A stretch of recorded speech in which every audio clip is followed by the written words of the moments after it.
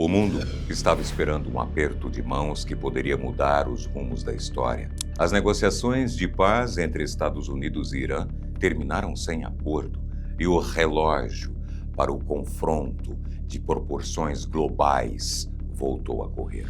Mas espera, antes de falarmos disso, você não está inscrito no canal? Sério?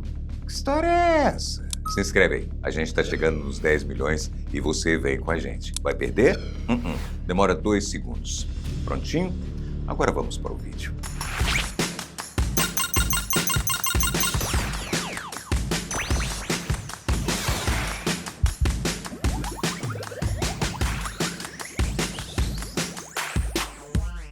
Para você entender o peso do que os bombardeiros B-52 estão fazendo agora, a gente precisa voltar rapidinho ao final de fevereiro de 2026. Foi quando os Estados Unidos e Israel lançaram uma mega ofensiva contra o Irã. Os americanos chamaram de Operação Epic Fury, enquanto os israelenses batizaram de Operação Roaring Lion. E não era apenas uma resposta de aviso, era um ataque feito para desmontar o país por dentro. Desde a primeira madrugada, o plano americano tinha 4 alvos claros: acabar de vez com o programa nuclear iraniano, explodir a produção de mísseis balísticos, afundar a marinha do país e cortar o dinheiro e as armas dos grupos financiados por eles no Oriente Médio. O baque inicial foi gigante. O líder supremo Ayatollah Ali Khamenei foi eliminado logo nas primeiras horas em um ataque cirúrgico ao complexo onde ele vivia em Teherã. Em seguida, várias bases da Guarda Revolucionária começaram a explodir. Para tentar dar o troco, o Irã tentou ampliar o conflito para forçar um recuo. Lançaram mísseis e drones contra bases americanas no Kuwait e no Catar, atacaram navios petroleiros comerciais e prometeram fechar o Estreito de Hormuz. Só que nada disso freou os americanos. Eles continuaram avançando e preparando o terreno para a fase do bombardeio pesado. E aí que a defesa do Irã começa a desmoronar. Pensa comigo, nenhum comandante em sã consciência mandaria um bombardeio pesado e lento como o B-52 para o meio de um território inimigo se os radares e mísseis de defesa ainda estivessem funcionando. E o Irã tinha uma defesa respeitável. A base de sistema antiaéreo deles era o Bavar 373. Esse é um equipamento que o próprio Irã criou do zero depois que a Rússia cancelou a venda do famoso sistema S-300 no passado. Eles espalharam essas baterias pelo país inteiro. Por isso, o primeiro passo dos americanos foi literalmente cegar o Irã. Ao longo de várias semanas, os caças invisíveis F-35 e F-22, junto com mísseis disparados de navios, tiveram um único trabalho: encontrar e destruir todas as antenas de radar e os lançadores iranianos. O chefe de Estado-Maior Conjunto americano, general Dan Kane, confirmou recentemente que mais de 100 mil alvos foram destruídos. O resultado disso foi um apagão na defesa. A capacidade do Irã de lançar mísseis de proteção despencou mais de 90%. Aquela rede de defesa super temida ficou reduzida a fragmentos de sistemas de médio alcance e os mísseis de ombro, aqueles que um soldado carrega sozinho e aponta para o céu. O problema é que esses mísseis menores não conseguem alcançar a altitude absurda que os bombardeiros B-52 costumam voar. Para o Pentágono, o céu do Irã finalmente estava limpo para o próximo passo. Para entender o tamanho do vácuo de poder, você precisa entender quem era Ali Khamenei. Ele não era apenas o presidente do Irã. Aliás, o presidente no sistema iraniano é uma figura secundária. Khamenei era o líder supremo. Isso significa que ele era, ao mesmo tempo, o chefe de Estado de fato, o comandante em chefe das Forças Armadas, a autoridade máxima sobre o programa nuclear, o árbitro final de toda política externa e interna e o líder religioso supremo do país. Ele nomeava diretamente os chefes do judiciário, os comandantes da Guarda Revolucionária, os diretores da mídia estatal e metade dos membros do Conselho dos Guardiões, o órgão que decide quem pode e quem não pode concorrer a eleições. Khamenei controlava o Irã como poucos líderes controlam qualquer coisa no mundo moderno. e governou assim por 36 anos, desde 89, quando sucedeu o fundador da República Islâmica, o Ayatollah Ruhollah Khomeini. Para dimensionar, ele sobreviveu a 6 presidentes americanos, 2 guerras do Golfo, a Primavera Árabe, o Acordo Nuclear de 2015, o primeiro mandato de Donald Trump, o conflito com Israel em 2025 e crises internas severas que custaram milhares de vidas. Quando nos deixou, era o chefe de Estado mais longevo do Oriente Médio. A queda repentina de Khamenei não é como a perda de um presidente, é como arrancar o pilar central de um edifício inteiro de poder que foi construído ao redor de uma única pessoa durante quase 4 décadas. E agora esse edifício está balançando sob fogo pesado. A Constituição iraniana tem uma resposta pronta para quando o líder supremo falta. Até que a Assembleia dos Especialistas escolha um substituto, o poder é exercido por um conselho provisório de liderança, composto por 3 pessoas: o presidente, o chefe do judiciário e o clérigo do Conselho dos Guardiões.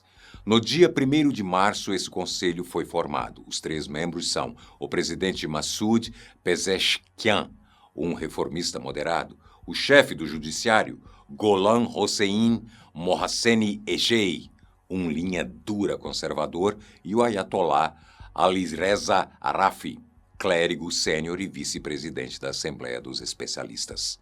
Repara na composição: um moderado, um conservador e um clérigo ligado ao establishment religioso. É uma tensão embutida na própria estrutura, por design. E, na prática, esse conselho tem autoridade limitada.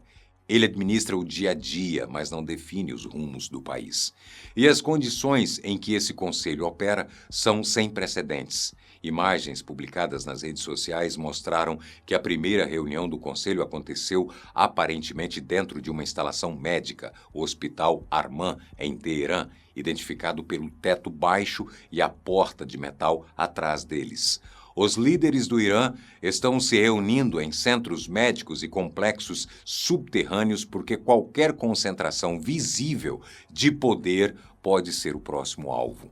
Enquanto isso, quem efetivamente toma as decisões de resposta tática e defesa é Ali Larijani, o secretário do Conselho Supremo de Segurança Nacional, e Mohammad Bagher Ghalibaf, presidente do parlamento. É ali, nesse círculo de segurança, que o poder real está.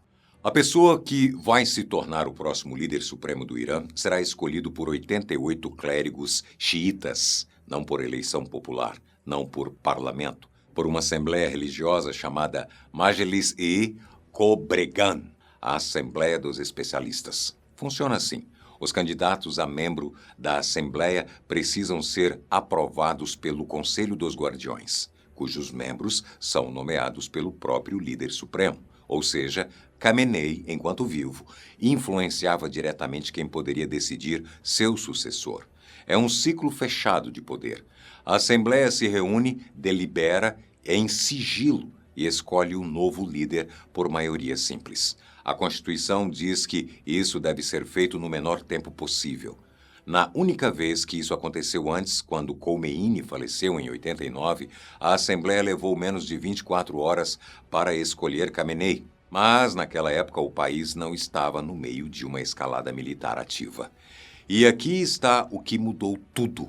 No dia 3 de março, terça-feira, a Assembleia se reuniu em Qom, a cidade mais sagrada do xiismo iraniano, para votar o novo líder.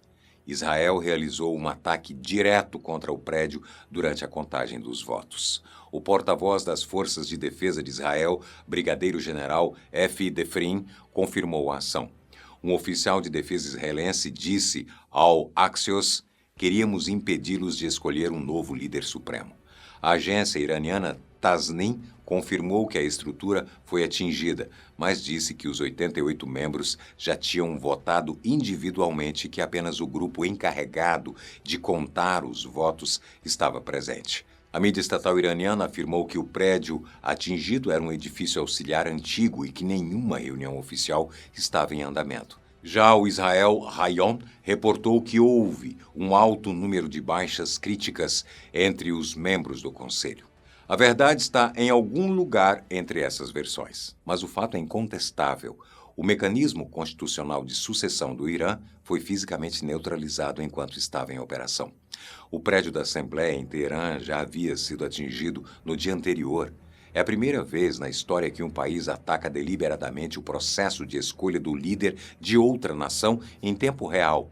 Para comparação, quando Khomeini se foi em 89, a transição levou horas porque o contexto era estável, a guerra com o Iraque tinha acabado, as instituições funcionavam e havia consenso em torno de Khamenei, que já era presidente. Nada disso existe agora. O Irã está em operações contínuas sob ataques diários, com dezenas de líderes perdidos e facções em disputa. De todos os nomes que circulam, um é o que mais gera controvérsia: Mojtaba Khamenei, o segundo filho do líder que acaba de deixar o poder. Mojtaba tem 56 anos, é clérigo de nível intermediário, ou seja, não tem as credenciais teológicas de alto nível que a Constituição exige. Nunca ocupou cargo público, nunca apareceu em debates, nunca deu entrevista. É deliberadamente uma figura das sombras. Mas o que lhe falta em visibilidade sobra em influência.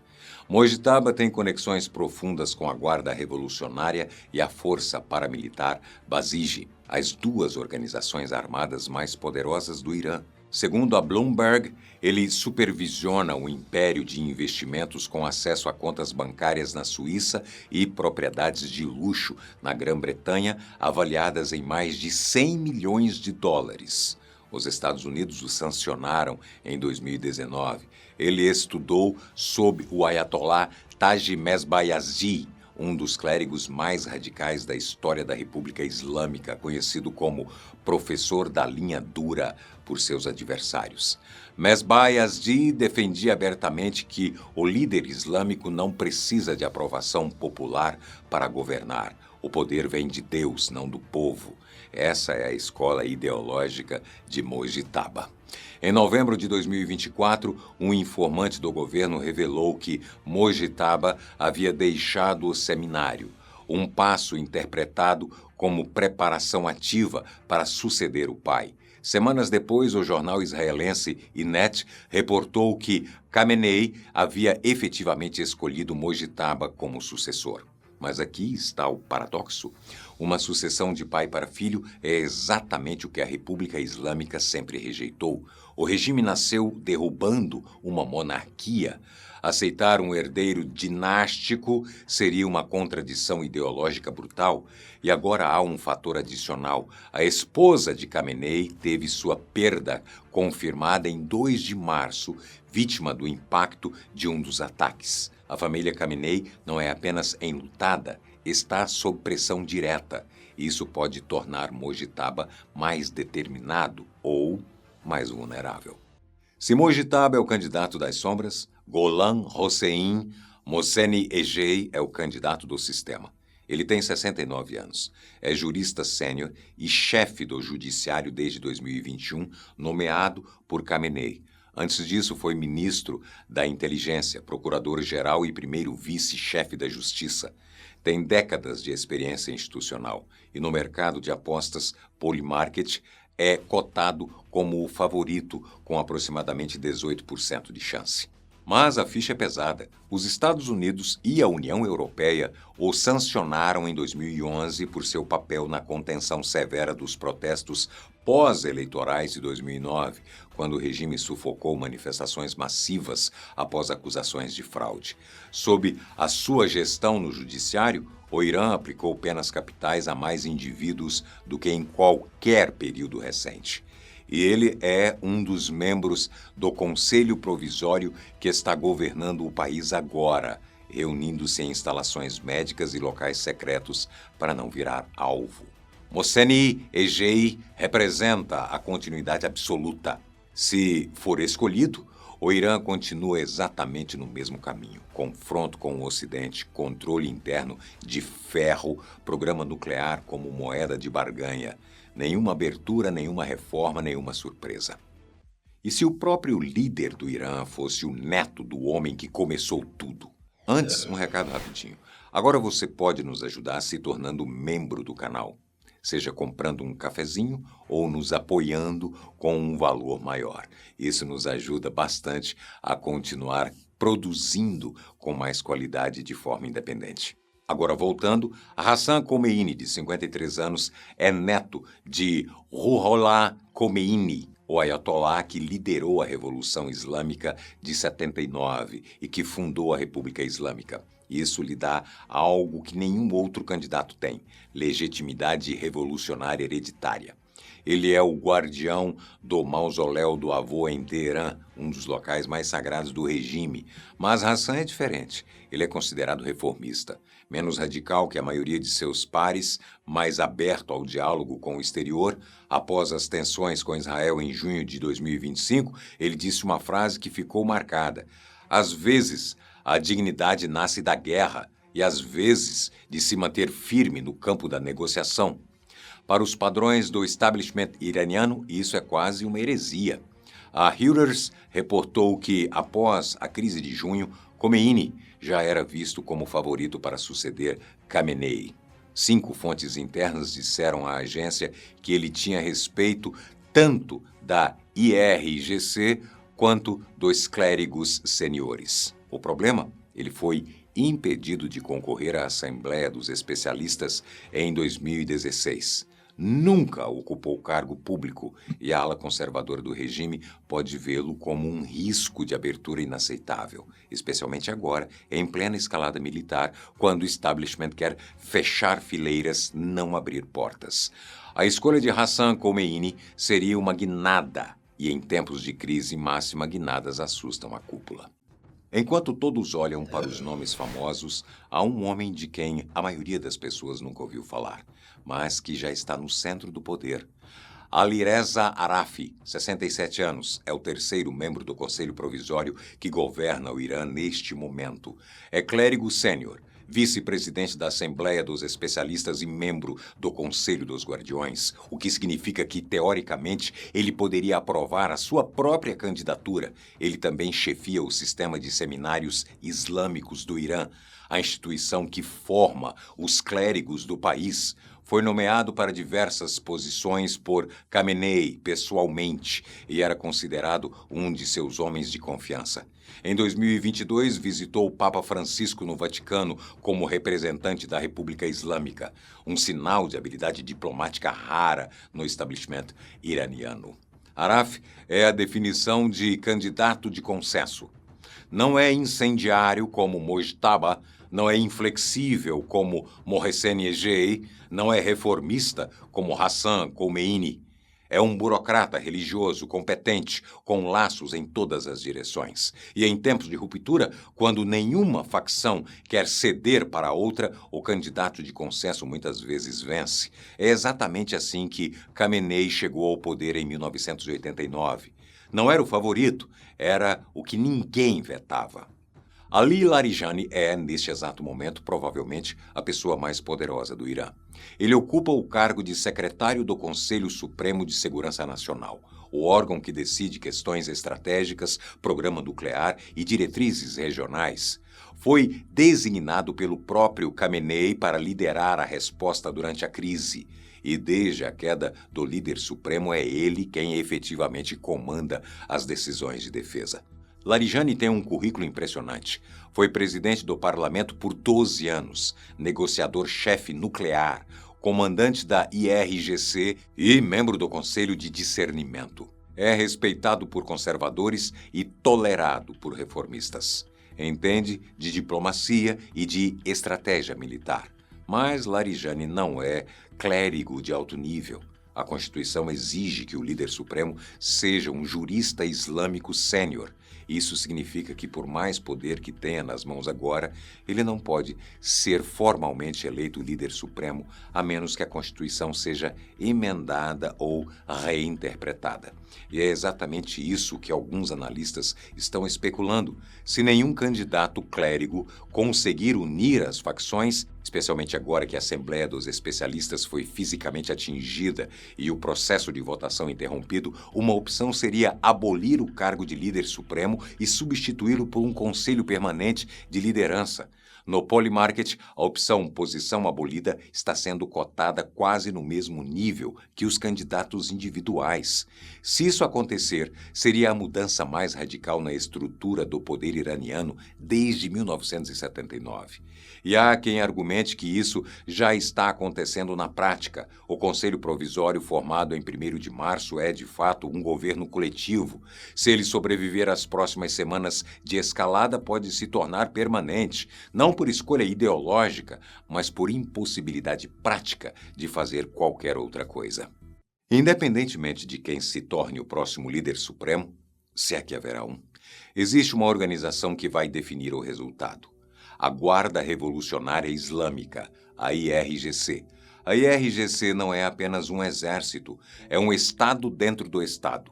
Controla setores inteiros da economia iraniana: construção, telecomunicações, petróleo, importação.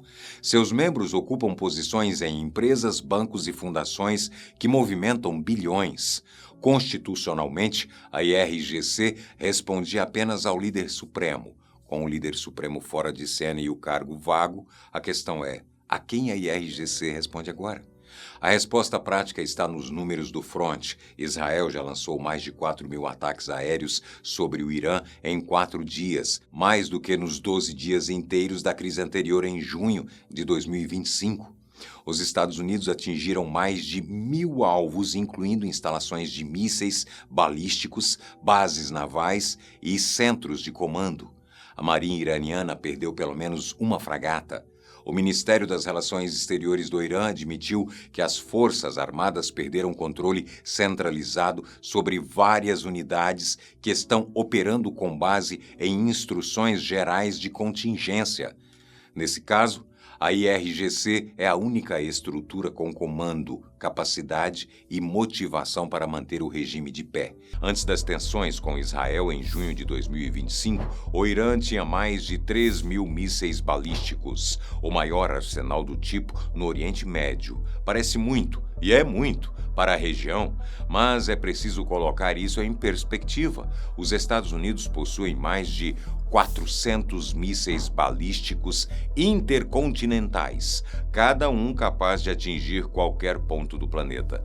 A Rússia tem cerca de 1.200. A China está expandindo rapidamente e já ultrapassou 500. Esses são vetores com alcance de 10.000 a 13.000 quilômetros. Os sistemas iranianos mais avançados chegam a 2.000 quilômetros, ou seja, alcançam Israel e bases americanas no Golfo, mas não chegam nem perto dos Estados Unidos continental e mal alcançam partes da Europa Ocidental. E o estoque do Irã sofreu muito. Após as operações de junho de 2025, entre 1/3 e metade das unidades foram interceptadas ou utilizadas. O arsenal hoje está estimado em 1.000 e 1.200 mísseis, com apenas cerca de 100 lançadores móveis operacionais, de um total de 480 que existiam antes. Os Estados Unidos, para comparação, têm centenas de plataformas de lançamento espalhadas pelo planeta, em terra, no mar e no ar. Então, sim, o Irã tem o maior arsenal balístico do Oriente Médio, mas comparado com qualquer grande potência militar, é uma fração. A diferença é que o Irã não precisa alcançar Washington, precisa alcançar o Bahrein, o Kuwait e os Emirados. E isso ele faz. Se o Irã guardasse seus equipamentos ao ar livre, o embate já teria acabado. Mas não é assim. O Irã construiu algo que analistas militares chamam de cidades de mísseis. complexos subterrâneos espalhados pelo país, alguns a até 500 metros de profundidade. São túneis escavados dentro de montanhas, projetados para resistir a ataques convencionais. Vetores, lançadores e combustível ficam armazenados lá dentro, protegidos. Quando chega a hora de operar, os lançadores móveis saem, disparam e voltam para dentro. É uma estratégia que torna praticamente impossível eliminar 100% da capacidade de projeção do Irã numa primeira investida. Em junho de 2025, Estados Unidos e Israel visaram 19 das 25 grandes bases de médio alcance do Irã. Neutralizaram 2/3 dos lançadores e uma fatia enorme do estoque. Mas as infraestruturas subterrâneas sobreviveram. E é por isso que em fevereiro de 2026, o Irã ainda conseguiu projetar centenas de respostas contra posições americanas e israelenses. Em 1º de março de 2026, o Irã usou pela primeira vez em cenário real o Fatah-2, uma arma que alegam ser hipersônica, e isso chamou a atenção do mundo inteiro. O Fatah-2 usa um veículo de deslizamento hipersônico que viaja a velocidades entre Mach 13 e Mach 15, algo em torno de 16.000 a 18.500 km por hora. Tem alcance de cerca de 1.400 a 1.500 quilômetros e carrega uma carga útil de 200 quilos. A grande vantagem é que, diferente de mísseis balísticos tradicionais que seguem uma trajetória previsível, como uma bola de futebol chutada em arco, o Fatah-2 pode mudar de direção durante o voo. Isso torna a interceptação muito mais difícil para defesas como o Patriot e o THAAD, que calculam onde o alvo vai estar com base numa trajetória fixa.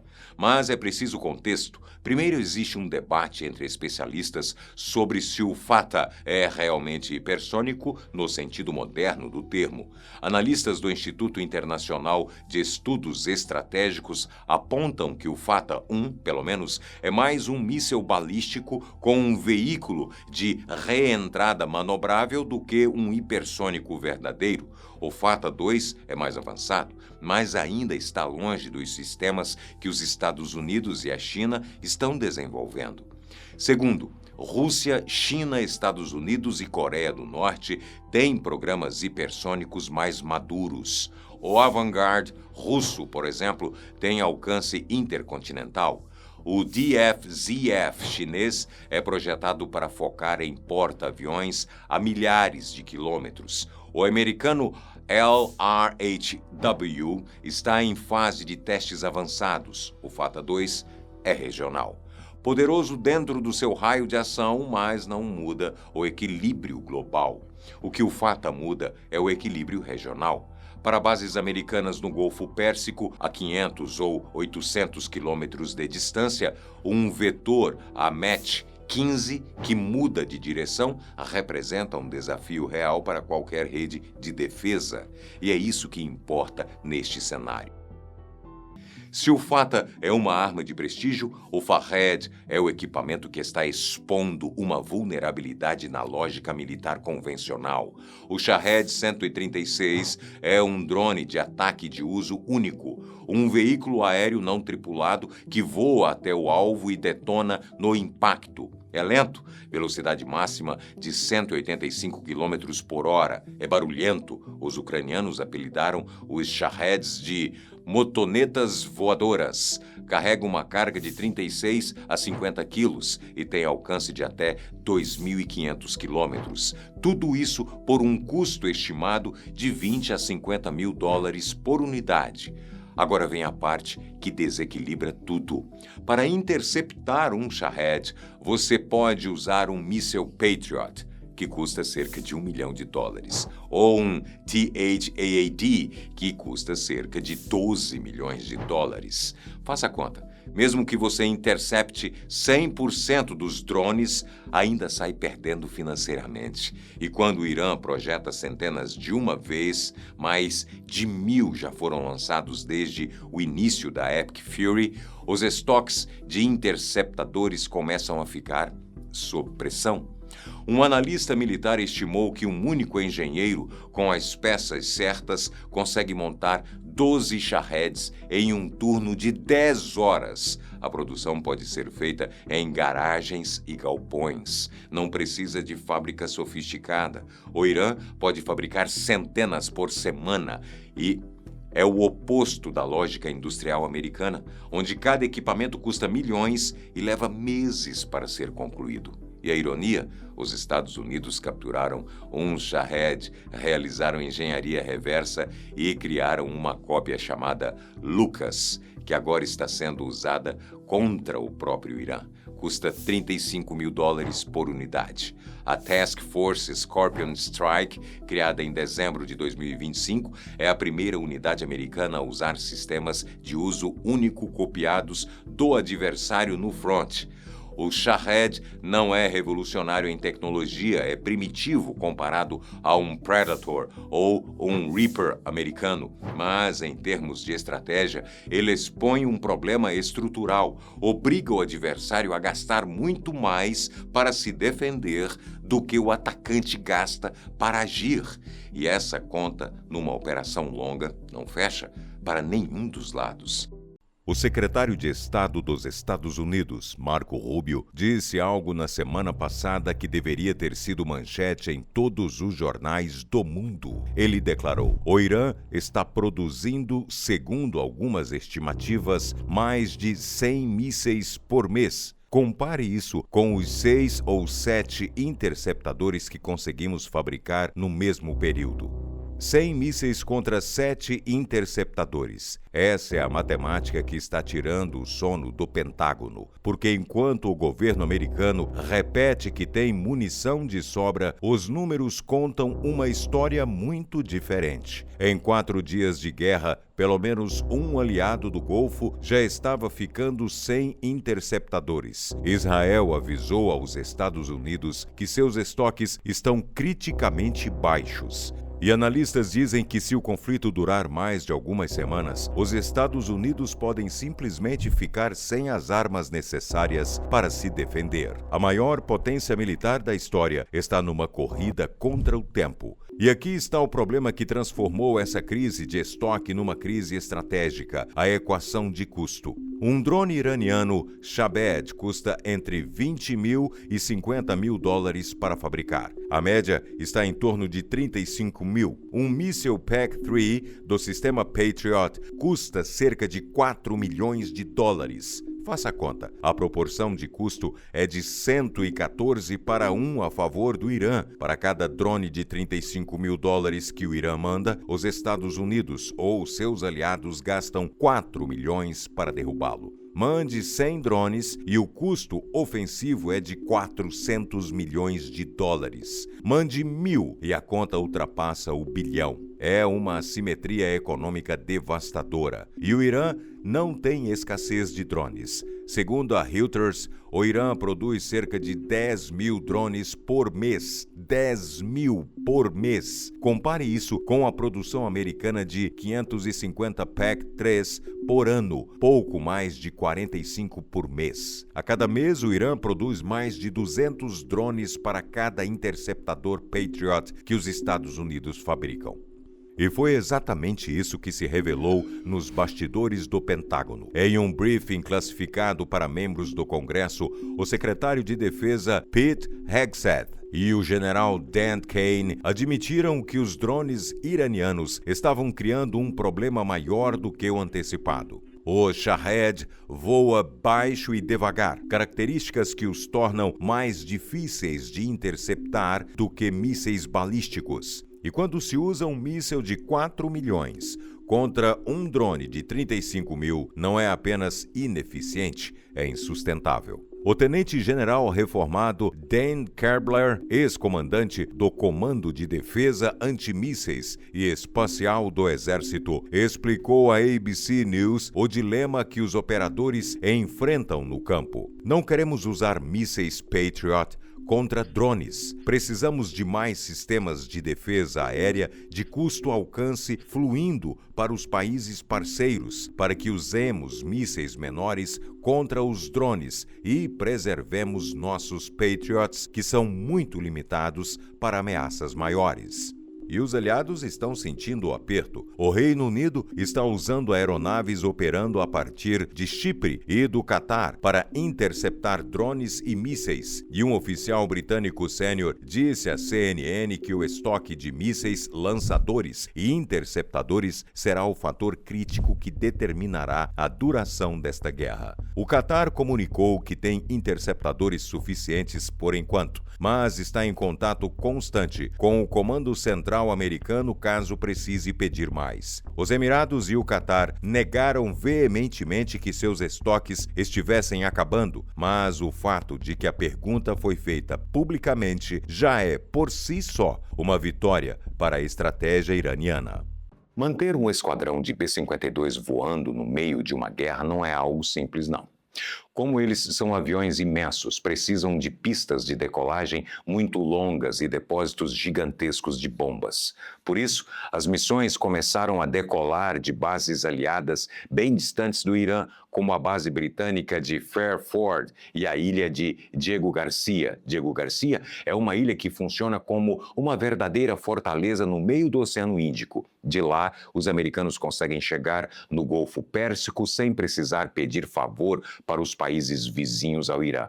Mas a viagem é longa. Para o bombardeiro ir e voltar numa missão de 15 horas, ele precisa ser abastecido lá no alto, em pleno voo, usando aviões-tanque gigantes. Esse esforço todo acabou gerando atrito entre os próprios aliados. O presidente americano criticou a França por não deixar os aviões passarem pelo seu espaço aéreo e cobrou uma ajuda maior da Inglaterra. Trump mandou um recado direto, sugeriu que a França, que precisa desesperadamente do petróleo que sai do Oriente Médio, começasse a proteger os seus próprios navios. A mensagem de Washington foi bem clara: nós estamos arcando com o peso sozinhos e não vamos ficar garantindo a segurança de quem virou as costas para a gente lá no início da guerra. Antes de voarem por cima do Irã, os B-52 já estavam trabalhando duro. Nas primeiras semanas, eles usaram uma tática que os militares chamam de standoff, que basicamente significa atirar de longe, a uma distância segura. Nessa fase, o avião funciona como um estilingue gigante. Ele decola, vai até uma área segura no mar, fora do alcance dos radares iranianos, e de lá ele solta os mísseis de cruzeiro invisíveis aos radares, como o famoso AGM-158JASSM. O truque desse míssil é que ele desce rápido e vai voando coladinho no chão, desviando das montanhas até explodir no alvo no continente. Esse foi essencial no começo da guerra para destruir quartéis sem arriscar a vida dos pilotos americanos. O problema é que isso custa muito caro. Cada míssil desses custa milhões de dólares, demora para ser fabricado e o estoque acaba rapidinho. Quando os alvos passaram a ser bunkers gigantes escondidos lá no fundo de cadeias de montanhas, continuar gastando mísseis caros atirando de longe deixa de fazer sentido. Era hora de mudar de tática. Foi no dia 31 de março de 2026 que o jogo virou de vez. O Pentágono anunciou que os B-52 começaram a fazer missões overland, que no jargão militar quer dizer simplesmente cruzar a fronteira e sobrevoar livremente o território iraniano. O peso histórico disso é enorme. É a primeira vez em décadas que esses aviões voam por cima de um dos maiores poderes militares da região. Quando você vê um avião gigante e lento como o B-52 passando tranquilo sobre o Irã, a mensagem é uma só: o controle absoluto do céu mudou de dono. Para os iranianos, olhar para cima e ver aquele monstro de metal é a prova visual de que perderam o escudo invisível que tanto se orgulhavam. Como os radares foram destruídos, o Irã ficou cego e perdeu a capacidade de derrubar alvos lá no alto. Na prática, as tripulações americanas agora podem orbitar a região, escolher os melhores ângulos e ficar voando por cima do país pelo tempo que for preciso até a missão acabar. Um cenário de domínio total que pouca gente achava possível no começo do ano, agora é a nova realidade do conflito. Estar diretamente sobre o alvo muda tudo na lógica do conflito. Como o B-52 agora pode voar lá em cima com segurança, a Força Aérea não precisa mais gastar milhões disparando mísseis de cruzeiro de longe. Basta abrir o compartimento de bombas na barriga do avião e soltar as munições pesadas que caem direto no alvo, guiadas pelo GPS. E foi exatamente isso que arrasou as bases da região de Isfahan, que era o grande polo de produção de mísseis do Irã.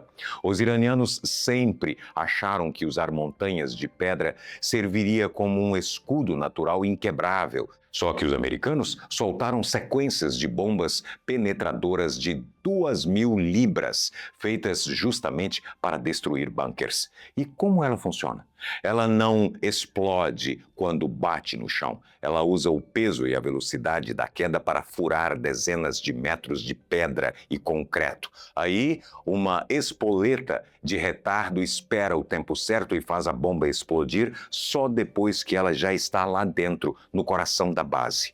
Os vídeos noturnos vazados pela inteligência mostraram bem o estrago. As explosões não ficavam só do lado de fora. A bomba atingiu os armazéns iranianos lá embaixo e fez os próprios mísseis do Irã explodirem juntos, numa reação em cadeia que inviabilizou de vez o uso daquelas montanhas como esconderijo seguro no futuro. Agora, para entender por que isso é tão grave, é preciso entender a geopolítica desse lugar. O Estreito de Hormuz fica entre o Irã, ao norte, e a península de Musandam, que é dividida entre os Emirados Árabes e Omã, ao sul.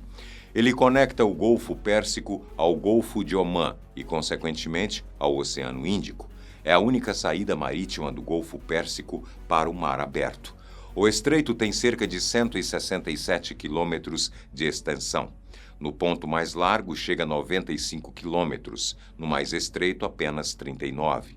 Mas o dado mais impressionante não é esse. As faixas de navegação reais, regulamentadas pela Organização Marítima Internacional através do chamado Traffic Separation Scheme, têm apenas 3 quilômetros de largura em cada direção.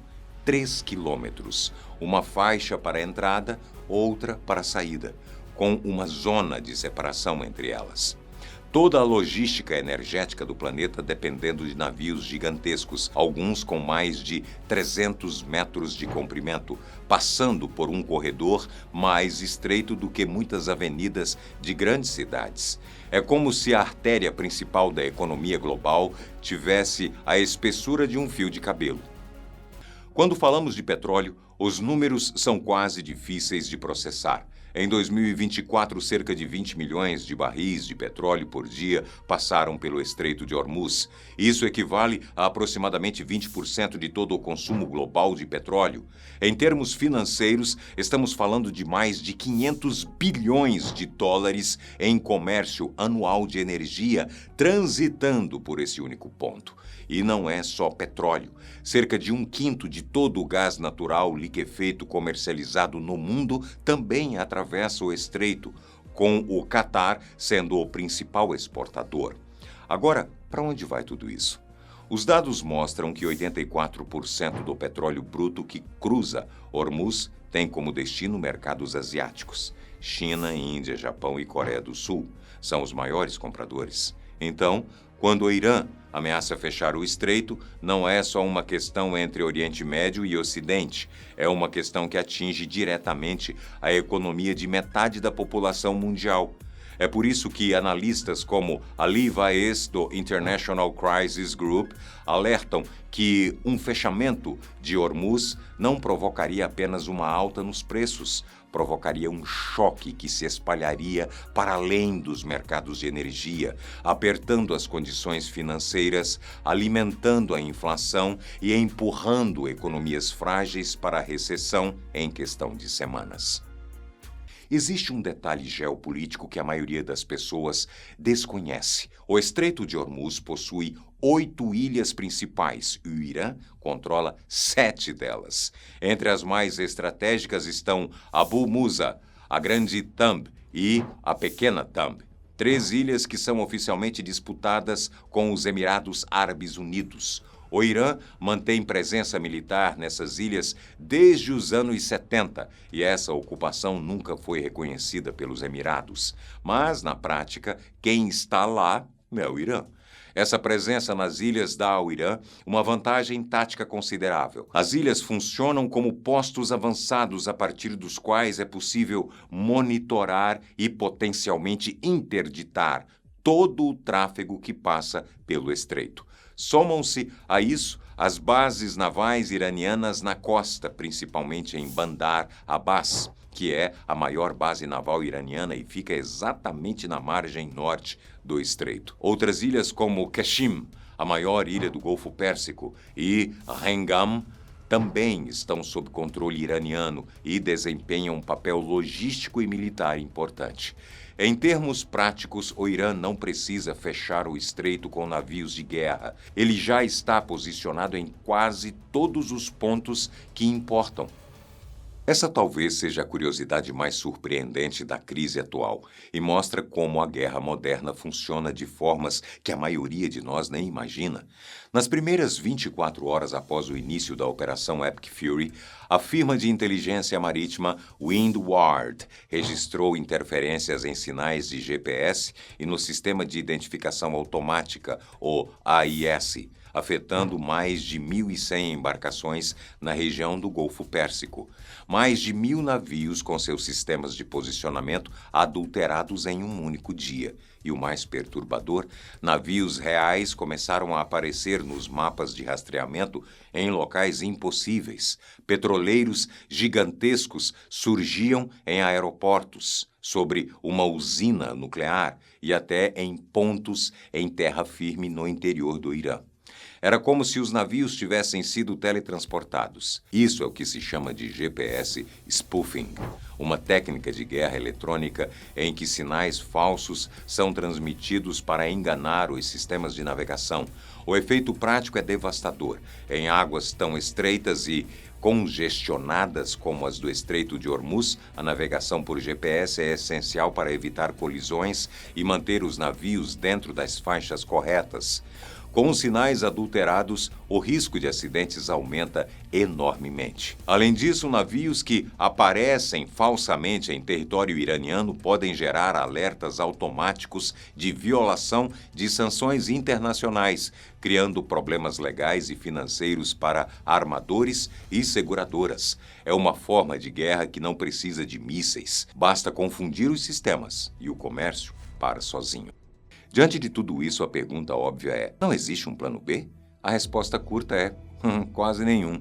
Atualmente existem basicamente 2 oleodutos que conseguem desviar petróleo do Estreito de Hormuz. O primeiro é o East-West Pipeline, operado pela Saudi Aramco, que cruza a Arábia Saudita de leste a oeste até um porto no Mar Vermelho, com capacidade máxima de cerca de 5 milhões de barris por dia. O segundo é o oleoduto Habshan Fujairah, dos Emirados Árabes, que conecta campos petrolíferos no interior ao terminal de exportação de Fujairah, no Golfo de Omã, já fora do estreito, com capacidade de 1,5 milhão de barris por dia. O Irã inaugurou o oleoduto Gorejask em 2021 com capacidade inicial de 300 mil barris por dia, mas praticamente não o utilizou desde então. Somando toda a capacidade ociosa disponível desses oleodutos, analistas da EIA estimam algo em torno de 2,6 milhões barris por dia. Compare isso com os 20 milhões que passam pelo estreito diariamente. A matemática é implacável, é impossível substituir Hormuz por terra. A outra alternativa é o desvio marítimo pelo Cabo da Boa Esperança, no extremo sul da África. É exatamente o que as grandes empresas de transporte estão fazendo agora. Mas essa rota adiciona semanas ao tempo de viagem e aumenta significativamente os custos de frete. E para o gás natural liquefeito, a situação é ainda mais complicada. Não existe nenhum oleoduto alternativo para o GNL. Tudo precisa ir por navio, e todo navio precisa passar por Hormuz. Vamos falar sobre o que um fechamento prolongado do Estreito de Hormuz realmente significa para o mundo e para o seu dia a dia. O primeiro impacto, e mais imediato, é no preço do petróleo. Com o início da crise em 28 de fevereiro, o Brent já subiu entre 10% e 13%. Analistas projetam que, se a disrupção continuar por semanas, o barril pode ultrapassar os $100. Isso se traduz diretamente em gasolina mais cara, transporte mais caro, alimentos mais caros, porque quase tudo no mundo moderno depende de combustível para ser produzido e transportado. O segundo impacto é no transporte marítimo global. Não são apenas petroleiros que usam o Golfo Pérsico. Portos como Jebel Ali, nos Emirados, são hubs de transbordo para o comércio global de containers. Como empresas como Maersk, Hapag-Lloyd, CMA, CGM e MSC, suspendendo operações na região, há um efeito cascata que atinge cadeias de suprimento inteiras. O terceiro impacto é no mercado de seguros. As principais seguradoras de risco de guerra, incluindo Guard, Scout e North Standard, já cancelaram ou estão cancelando coberturas para embarcações que operam no Golfo Pérsico e águas iranianas. Sem seguro, navios simplesmente não navegam. Mesmo que o estreito esteja tecnicamente aberto, sem cobertura de seguro, é como se estivesse fechado. E o quarto impacto, talvez o mais preocupante, é o geopolítico. A Ásia depende de Hormuz para 84% do petróleo que importa da região. China e Índia, duas das maiores economias do mundo, estão diretamente expostas. Um fechamento prolongado testaria alianças, forçaria reposicionamentos diplomáticos e poderia acelerar uma corrida por fontes alternativas de energia que levaria anos ou décadas para se concretizar. No dia 20 de março de 2026, o governo americano anunciou que está dobrando a presença militar na região. 2.500 fuzileiros navais estão embarcando agora e 3 navios de guerra acabaram de sair do porto de San Diego com destino ao Oriente Médio. Isso se soma a tudo que os Estados Unidos já jogaram no tabuleiro desde o início do conflito. O general Dan Kane, chefe do Estado-Maior Conjunto americano, confirmou que caças A-10 Warthog estão operando ativamente no estreito, caçando as embarcações iranianas que lançam minas na água. 44 dessas embarcações já foram destruídas pelos americanos. Na semana passada, os Estados Unidos detonaram bombas Bunker Buster, aquelas projetadas para penetrar instalações subterrâneas em posições de mísseis antinavio na costa iraniana. E mesmo assim, o estreito continua fechado, porque o problema dos Estados Unidos não é a falta de poder de fogo, é que o Irã não está usando um exército convencional para bloquear o estreito, está usando minas navais, um dispositivo que existe há mais de 200 anos, barato, fácil de lançar, de qualquer barco pequeno e extraordinariamente difícil de limpar. Você pode destruir 44 barcos iranianos, mas enquanto houver mais barcos e mais minas, o problema não acaba. E aí vem o dado que a Casa Branca preferia que tivesse ficado no Pentágono. A Agência de Inteligência de Defesa dos Estados Unidos, a DIA, produziu um relatório interno que avalia que o Irã tem capacidade de manter o estreito fechado por um período de 1 a 6 meses. Quando esse relatório vazou para a CNN, O impacto foi imediato, porque ele deixou claro que os americanos não têm uma solução óbvia nas mãos e as opções na mesa começam a ficar cada vez mais arriscadas. A mais extrema delas, que a imprensa americana está discutindo abertamente, é a ocupação da ilha Karg. Karg é uma ilha iraniana que fica a menos de 25 quilômetros da costa e ela processa 90% de tudo que o Irã exporta em petróleo. A lógica americana seria simples. Se o Irã bloqueia o estreito e estrangula o mundo, os Estados Unidos tomam a ilha e estrangulam a principal fonte de renda do regime. Um oficial próximo à Casa Branca já disse publicamente que, se Trump decidir tomar Karg, vai acontecer.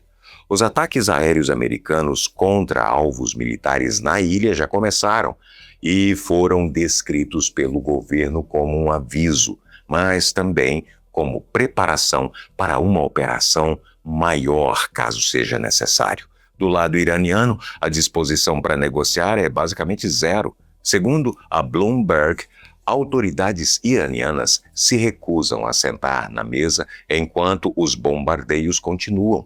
O ministro do Exterior, Abbas Araghchi, resumiu a posição do país numa frase: o estreito está aberto, mas fechado para os inimigos. Na prática, isso significa que China, Índia e Paquistão conseguem passagem mediante aprovação prévia da Guarda Revolucionária. Navios ocidentais e ligados a Israel estão efetivamente bloqueados. Trump tentou montar uma coalizão internacional para dividir o peso da operação. No dia 19 de março, 7 aliados, Reino Unido, Alemanha, França, Itália, Canadá, Japão e mais alguns, assinaram uma declaração conjunta dizendo que apoiam uma ação para reabrir o estreito. Só que declaração política não escolta petroleiro.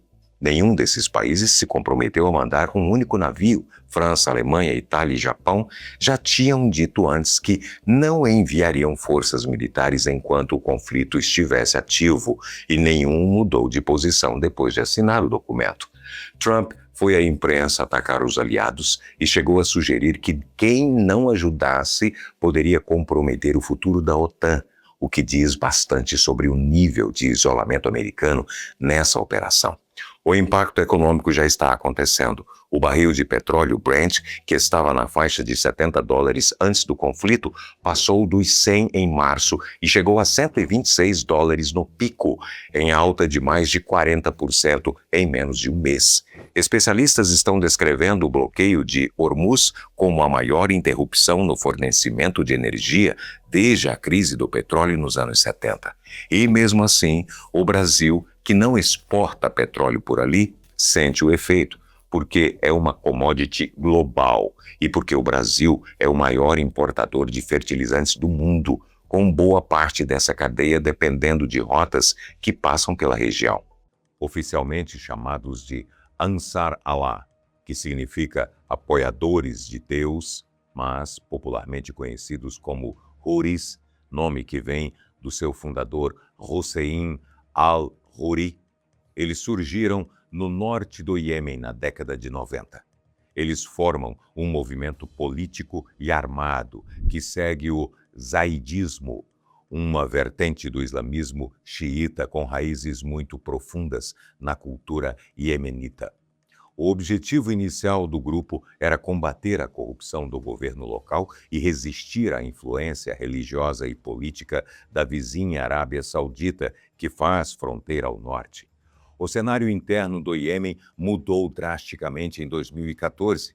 Foi nesse ano que os Houthis desceram de suas bases nas montanhas, tomaram a capital do país, Sanaa, e expulsaram o governo reconhecido internacionalmente.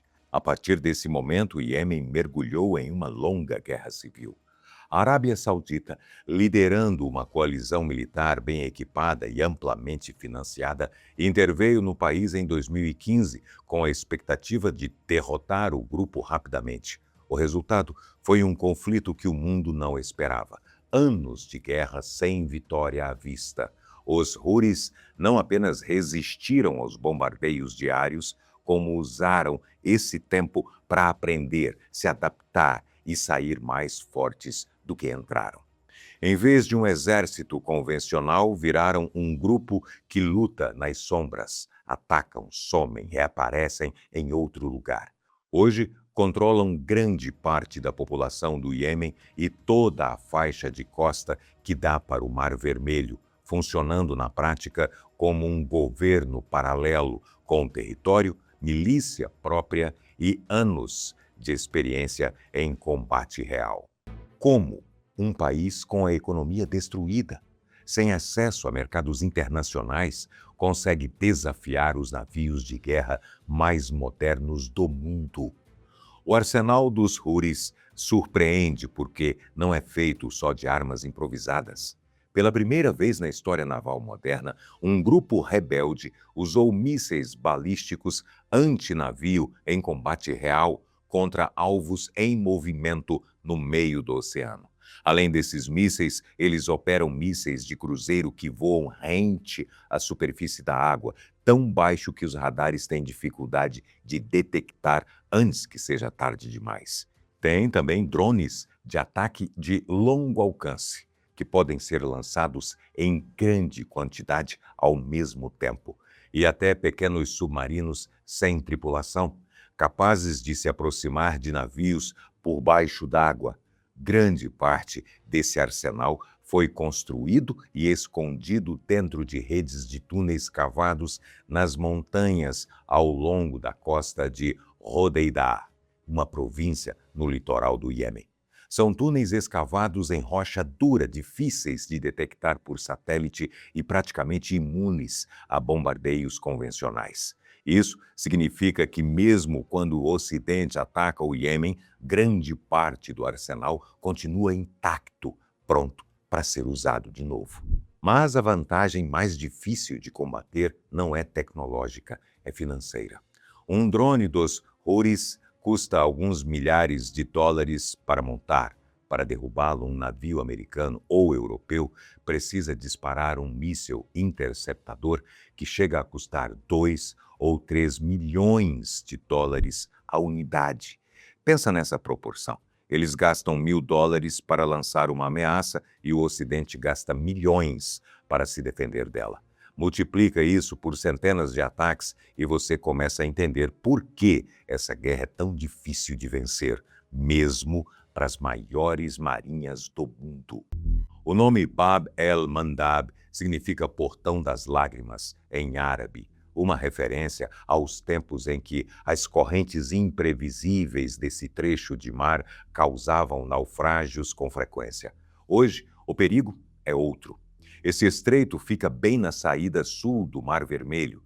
De um lado está o Iêmen, do outro, Djibouti e Eritreia, 2 países africanos que ficam naquele pedaço do continente que avança em direção ao mar, conhecido como Chifre da África. A largura total no ponto mais estreito é de pouco mais de 25 quilômetros. Parece espaço suficiente, mas não é. Um superpetroleiro pode ter 300 metros de comprimento. Para esse tipo de embarcação, 25 quilômetros viram uma passagem apertada e, na prática, por causa de recifes e da profundidade irregular do fundo, o trecho navegável com segurança é ainda menor, cerca de 3 quilômetros de largura para cada sentido. Pensa numa rodovia de mão dupla no meio do oceano, sem acostamento, sem saída de emergência. Todo navio que queira usar o canal de Suez para ir da Ásia para a Europa passa por aqui. Não existe caminho alternativo e, nesse trecho, embarcações gigantes e pesadas praticamente não conseguem desviar ou frear rápido. Elas seguem devagar, em linha reta, bem na frente das posições de lançamento escondidas na costa controlada pelos Houthis. É uma armadilha geográfica quase perfeita. A sofisticação dos ataques dos Houthis não surgiu do nada. Um grupo que opera num país destruído pela guerra não desenvolve mísseis balísticos antinavio sozinho. Por trás disso está o Irã. Os Houthis fazem parte do que o Irã chama de Eixo da Resistência, uma rede de grupos armados espalhados pelo Oriente Médio que inclui o Hezbollah do Líbano e milícias no Iraque e na Síria. Todos recebem apoio de Teherã: tecnologia, treinamento, componentes de armas e inteligência.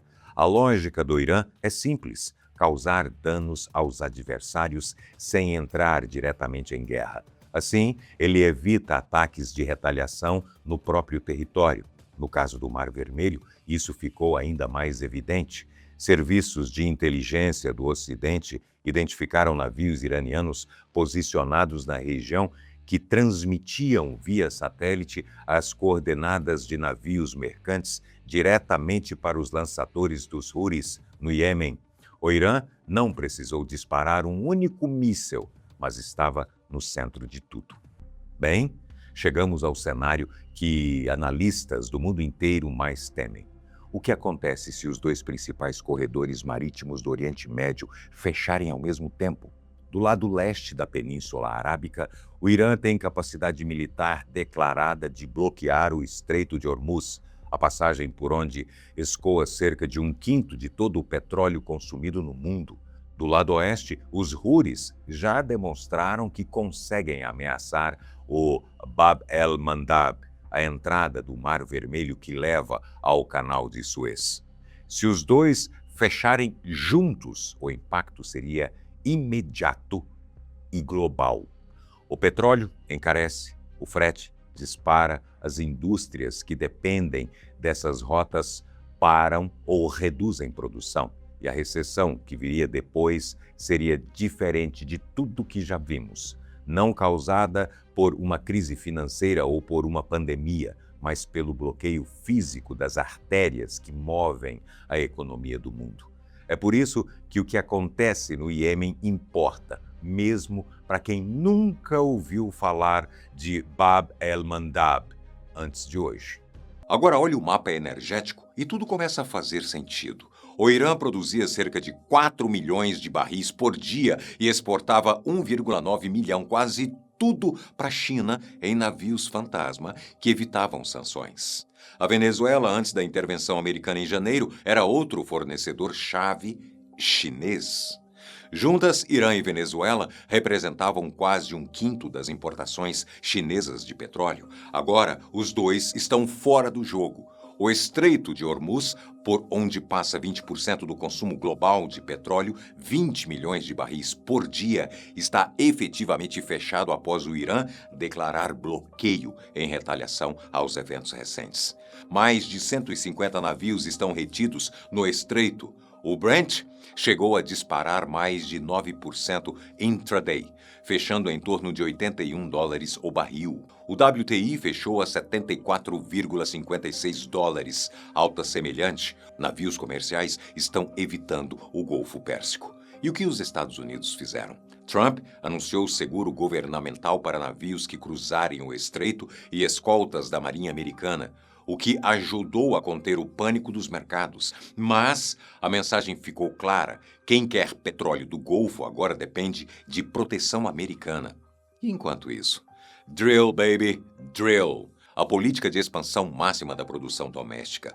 Os Estados Unidos já são o maior produtor de petróleo do mundo. Com Irã e Venezuela fora do mercado e a Rússia sob sanções, Washington se torna não apenas o maior produtor, mas o fornecedor de emergência do planeta. A reserva estratégica americana tem 415 milhões de barris prontos para estabilizar o mercado interno. E tem mais. Os Estados Unidos já estão negociando para enviar entre 30 e 50 milhões de barris do petróleo venezuelano apreendido de volta para o mercado americano. Ou seja, o petróleo dos regimes que Trump derrubou agora alimenta a economia americana. Isso não é efeito colateral da operação. Esse é o objetivo. Quem controla a energia controla quem cresce e quem para. E neste momento os Estados Unidos controlam a torneira. E aqui está o paradoxo mais perigoso de toda essa história. Desmantelar o programa do Irã pode ter acelerado a proliferação nuclear no mundo. A lógica é simples e devastadora. O Irã acumulou urânio enriquecido a 60%, material suficiente para 5 a 9 dispositivos, mas nunca cruzou a linha final e foi desmantelado assim mesmo. A mensagem que cada país do mundo recebeu é: Se você tem programa nuclear e não cruza a linha de chegada, pode sofrer ações implacáveis. Se você cruza a linha, como a Coreia do Norte, ninguém te toca. Kim Jong-un está assistindo a tudo e a conclusão é óbvia. Nunca negociar, nunca abrir mão do arsenal, acelerar o programa. A Coreia do Norte já tem entre 40 a 50 ogivas. Depois do cenário iraniano, provavelmente, vai ter mais. Mas não é só a Coreia do Norte. A Arábia Saudita já sinalizou há anos que, se o Irã desenvolvesse o dispositivo, buscaria a sua própria capacidade. Agora, com o poder de Teherã dissipado e o Oriente Médio reconfigurado, os sauditas podem concluir que precisam de capacidade dissuasória independente. Não por causa do Irã, mas porque o único país que pode protegê-los é o mesmo que acaba de lançar ofensivas contra outro Estado soberano sem autorização da ONU. Turquia e Egito observam a mesma lição. O Conselho de Segurança da ONU foi convocado em sessão de emergência no dia das operações. O resultado? Nenhuma resolução, nenhum voto, nenhuma consequência. O secretário-geral, Antônio Guterres, condenou os eventos como desperdício de uma oportunidade diplomática. E foi ignorado. Não era para menos, né? Se a ordem baseada em regras não impediu o colapso do Irã, ela não vai impedir nada. E os países que concluírem isso vão buscar a sua própria garantia. E a única garantia absoluta de soberania no mundo atual é atômica. O precedente no Irã pode ter criado 5 novos focos de proliferação tentando resolver um. Enquanto a tensão escala no Oriente Médio, a Europa está enfrentando sua própria crise existencial. Trump vem pressionando os aliados da OTAN a gastar 5% do PIB em defesa, mais que o dobro da meta oficial de 2% que a maioria dos países já não atingia. A mensagem é direta: a América não vai financiar a segurança de quem não paga. E a crise no Irã tornou isso mais urgente, porque 2 porta-aviões americanos, o Gerald Ford e o Abraham Lincoln, foram deslocados para o Oriente Médio, a maior concentração de poder naval americano na região desde 2003. Isso significa menos navios no Pacífico, menos capacidade na Europa, e cada aliado da OTAN está fazendo a mesma conta. Se os Estados Unidos estão comprometidos no Golfo e no Pacífico ao mesmo tempo, quem protege a Europa? A resposta de Washington é clara: vocês mesmos. Macron já fala em exército europeu. A Alemanha revisou sua política de defesa pela primeira vez em décadas. A Dinamarca se rearmou para defender a Groenlândia. O Japão, do outro lado do mundo, adquiriu mísseis Tomahawk e integrou F-35B em seus porta-aviões. A maior transformação militar japonesa desde 1945. A OTAN não está acabando, mas está se transformando de aliança em serviço. E o preço está subindo. Quem não paga não recebe proteção e quem não se arma fica vulnerável. E não é só a Europa. No Pacífico, os Estados Unidos estão construindo o que analistas militares chamam de cinturão de mísseis, sistemas de médio e longo alcance posicionados do Japão às Filipinas, criando zonas de engajamento sobrepostas que complicam qualquer cenário chinês sobre Taiwan. Os Estados Unidos anunciaram a expansão de sistemas avançados nas Filipinas. O Pentágono alocou 850 milhões de dólares para reabastecer estoques destinados a contingências taiwanesas. A mensagem é a mesma em todo lugar. Prepare-se, arme-se e pague. A era da proteção garantida e gratuita chegou ao fim. É uma lógica transacional, não ideológica. E é exatamente a doutrina atual. A crise no Oriente Médio chegou ao seu ponto mais crítico. O governo dos Estados Unidos impôs uma condição rígida. O Irã tem até às 8 da noite de hoje, pelo horário de Washington, para reabrir o Estreito de Hormuz, que é uma passagem vital para o escoamento do petróleo mundial, e aceitar um cessar-fogo. Caso as exigências sejam ignoradas, a perspectiva é de uma ação militar devastadora. A declaração está ligada a um plano tático já divulgado pelo presidente, que envolve a destruição de todas as pontes e usinas elétricas do Irã em uma janela de ataque de apenas 4 horas, com o objetivo de paralisar a infraestrutura básica do país. Neste momento, há apenas 2 cenários possíveis no horizonte. O primeiro é uma saída diplomática de última hora impulsionada pela pressão do ultimato. Na mesma declaração, o governo americano sinalizou que espera um recuo da liderança iraniana. O vice-presidente J.D. Vance também reforçou que aguarda uma resposta oficial antes do esgotamento do prazo.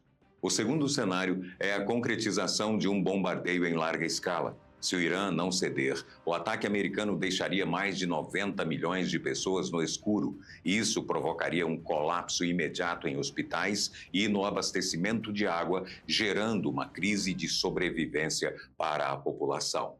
Como era de se esperar, a repercussão gerou um alarme global imediato. Especialistas em direito internacional e vários congressistas apontam que destruir intencionalmente infraestrutura civil e essencial pode configurar crime de guerra. Do outro lado, a resposta do governo iraniano foi pedir que civis formem cordões humanos ao redor das usinas elétricas, utilizando a própria população como um escudo contra bombas. Agora, resta acompanhar o relógio. O fim do prazo definirá se teremos uma resolução diplomática forçada pelo extremo limite da diplomacia ou se o mundo assistirá ao início de uma catástrofe humanitária e econômica de proporções históricas. Por que Islamabad é a capital do Paquistão? Pode parecer um cenário aleatório para um encontro entre Estados Unidos e Irã, mas na geopolítica de alto nível não é por acaso. Desde a Revolução de 79, americanos e iranianos cortaram relações diplomáticas oficiais. Não existe embaixada de um no país do outro. E adivinha qual país abriga a representação oficial de interesses do Irã lá dentro de Washington, servindo como uma ponte invisível durante décadas? O Paquistão. Além de ter uma fronteira direta com o Irã, o Paquistão é uma potência nuclear que sempre fez malabarismo para manter relações aceitáveis tanto com o regime iraniano quanto com a Casa Branca. Depois da explosão de violência em fevereiro, quando os ataques americanos mataram o líder supremo do Irã e deixaram o Oriente Médio a milímetros de uma guerra total, o Paquistão foi o único terreno neutro em que os dois lados aceitaram pisar. A escolha dos nomes que sentaram à mesa também mostra a tensão do momento. Donald Trump não foi, mas enviou seu vice-presidente J.D. Vance com uma missão clara: arrancar um acordo que soasse como uma rendição iraniana e uma vitória absoluta para a política América em primeiro lugar. Do lado de lá, os iranianos enviaram Mohammad Bagher Ghalibaf, presidente do parlamento do Irã. E um detalhe importante: Ghalibaf não é um diplomata comum. Ele é um comandante de alto escalão da Guarda Revolucionária. Ele é a essência da linha dura militar. É enviado para provar que o Irã não se curvou após perder seus líderes em fevereiro. Foi com esse clima pesado que eles sentaram à mesa no sábado e negociaram por mais de 20 horas ininterruptas, invadindo a madrugada do domingo, 12 de abril. O objetivo era tentar transformar o atual cessar-fogo provisório, que está segurando a guerra por um fio, em uma paz duradoura. Mas existe uma regra implacável na diplomacia. Você não apaga quase 50 anos de ódio, agravados por assassinatos recentes em apenas uma noite. O sol raiou e as portas se abriram sem nenhum aperto de mãos. J.D. Vance saiu de lá frustrado, já que o Irã se recusou a ceder às exigências americanas. Os iranianos, por sua vez, correram para a mídia culpando a arrogância dos Estados Unidos. O fracasso de Islamabad não foi apenas mais uma reunião que não deu em nada. foi um aviso de que as peças do tabuleiro acabaram de voltar para a posição de ataque.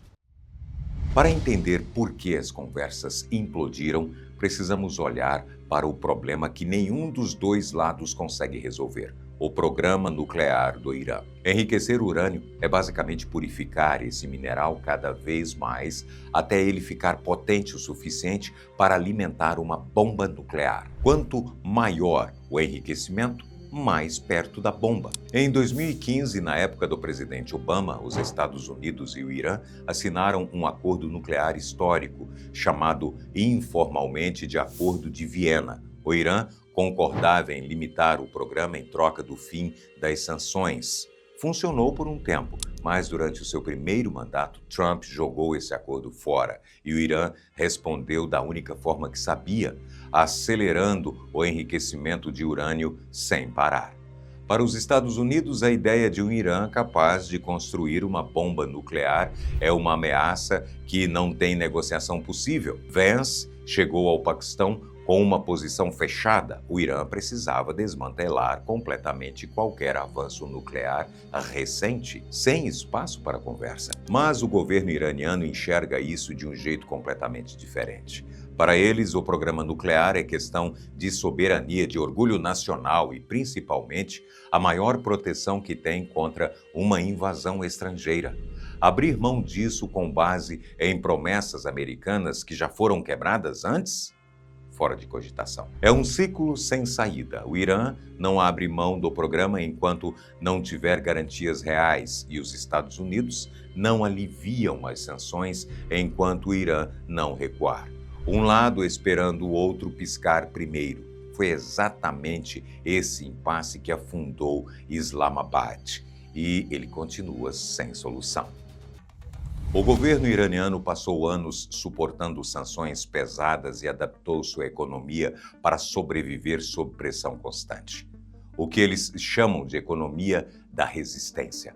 A postura oficial é clara: eles não estão com pressa para negociar. Uma fonte iraniana citada pela agência de notícias Tasnim foi direta: o Irã não está com pressa para negociar. A jogada agora é dos americanos. A estratégia iraniana nunca foi vencer os Estados Unidos numa batalha direta, porque isso seria impossível. A aposta é desgastar, forçar a impaciência das democracias ocidentais a falar mais alto do que qualquer ultimato militar. E o Irã chegou a Islamabad não como um país derrotado, chegou achando que está vencendo com posição forte. E a correspondente da BBC em Islamabad, Azadeh Moshiri, resumiu bem o que aconteceu. A grande lição aqui é que a força bruta não foi suficiente para fazer os iranianos recuarem.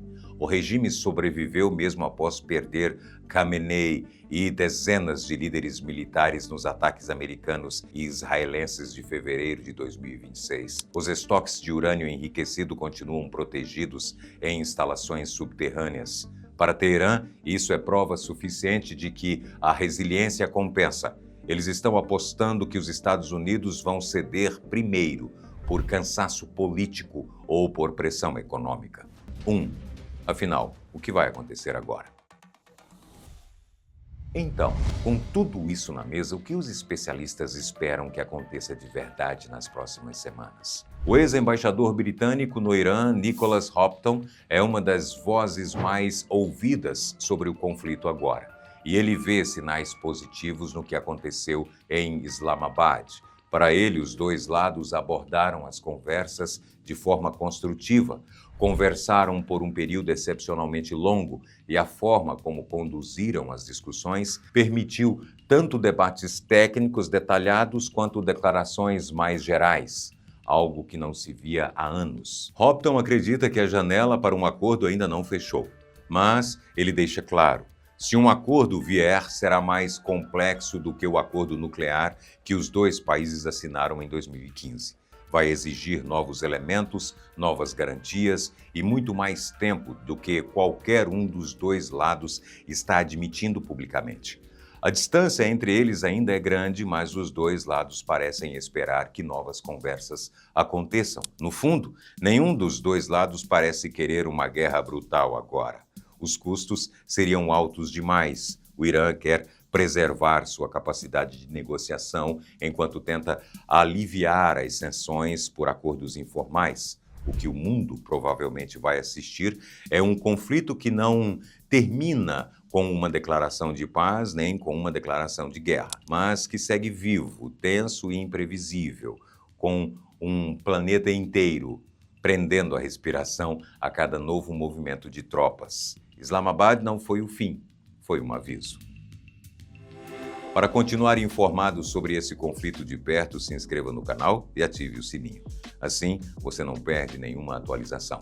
E se quiser ir além, o Clube de Membros tem planos a partir de R$ 3,99, onde você ganha acesso a benefícios exclusivos. Deixa o like e me conta aqui nos comentários. Você acha que o cessar-fogo vai ser renovado no dia 21 de abril ou o conflito vai voltar a escalar?